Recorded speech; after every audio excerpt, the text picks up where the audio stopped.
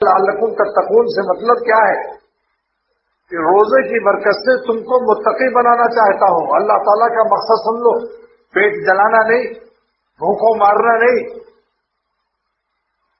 اس روزے کی برکت سے جب دن بھر پیٹ میں چارہ نہیں ہوگا، جب پیٹ میں چارہ نہیں ہوگا تو یہ بیچارہ جو ہے اچھل کود نہیں مچائے گا. جب پیٹ میں پڑا چارہ تو اچھلنے لگا بیچارہ، مدد مل جائے گی. لیکن روزے کے لیے لازم نہیں ہے کہ زبردستی آپ متقی ہو جائیں. اگر نفس کی فکر نہ کی تو روزہ رکھ کر بدماشیاں کرتا ہے آدمی. روزے سے تقوی آسان ہوتا ہے.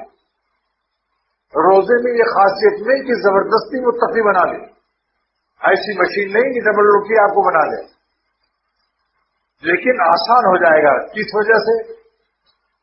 نمبر 1، پیٹ میں چارہ نہ رہے گا، بھوکا انسان، اس کو خدا کی یاد زیادہ آتی ہے، نفس سے ٹوٹ جاتا ہے. نمبر 2،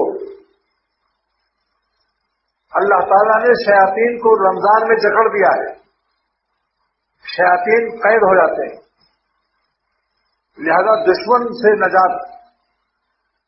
پھر بھی دوست کا کام نہ کرو. تیسرا کہ پورے رمضان بھر